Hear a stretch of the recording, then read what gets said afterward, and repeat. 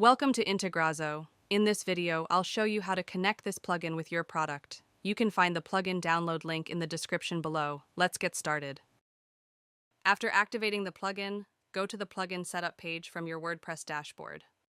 Now click on Select Plugin. A pop-up will open. Choose your plugin from the list. Next, click on Select Product. A pop-up will open. Choose your product from the list. After selecting both, click on the Save and Next button.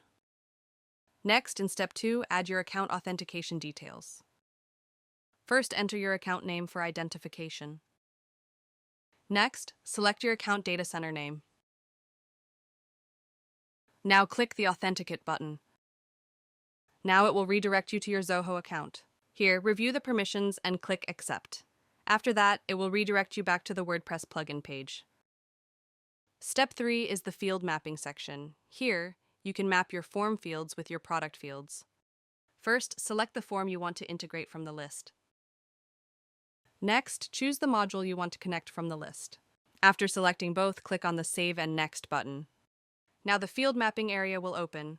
On the left side, the form fields will appear, and on the right side, the product fields will appear. Here, simply map the fields. After completing the field mapping, click on the Save Mapping button. Now the integration is completed successfully.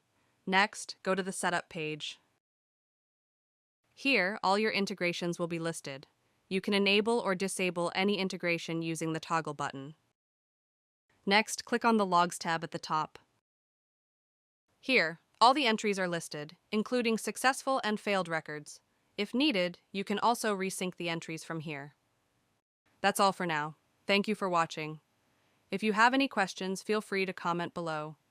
Don't forget to check the plugin link in the description.